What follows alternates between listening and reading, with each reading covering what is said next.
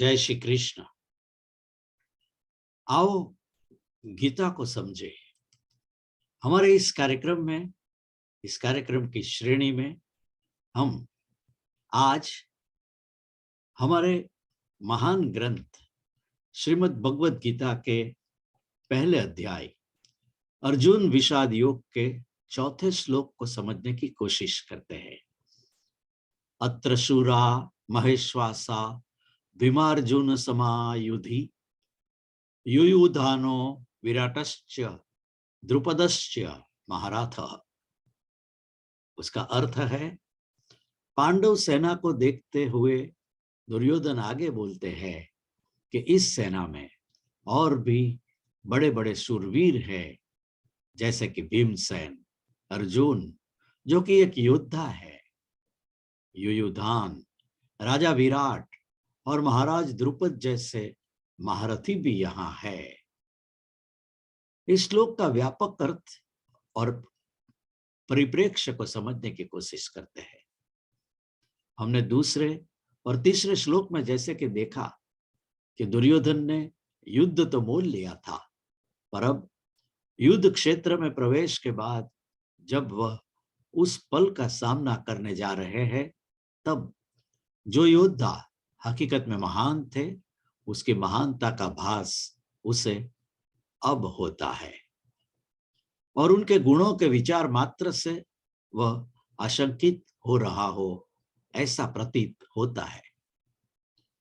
हम यह बात दोहराना चाहेंगे कि ऐसा कहीं लिखित नहीं है, पर अपनी विरोधी सेना के योद्धाओं के गुण गिनाने की बात ही बताती है कि दुर्योधन हकीकत में अंदर से समझ तो गए होंगे कि वह कुछ गलत तो कर रहे हैं।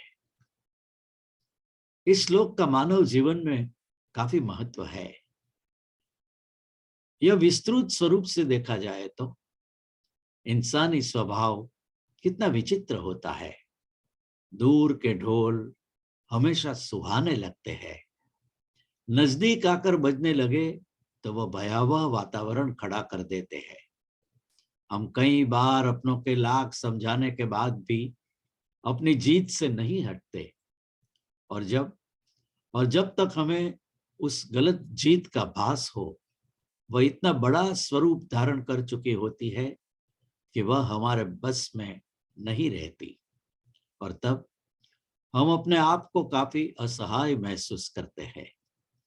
इस असहायता को अब सहन करने के सिवा और कोई उपाय भी तो नहीं होता है, क्योंकि अब भी हम गलती को मानकर पीछे हटने को बिल्कुल तैयार नहीं है। इस रण मैदान में भीमसेन और अर्जुन जैसे महाबली पांडव तो उपस्थित है।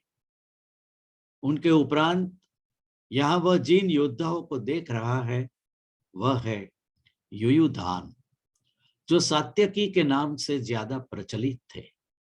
वह श्री कृष्ण की नारायणी सेना के एक प्रमुख यदुकुल के वंशज साहित्यज सात्यक, जो श्री कृष्ण के अनुयायी थे, उनके पुत्र और अर्जुन के शिष्य थे। दूसरे थे राजा विराट। ये वही थे जिन्होंने पूरे आर्यावर्त के किसी भी राजा से ज्यादा समर्थन, ज्यादा सामर्थ्य प्रदर्शन किया था।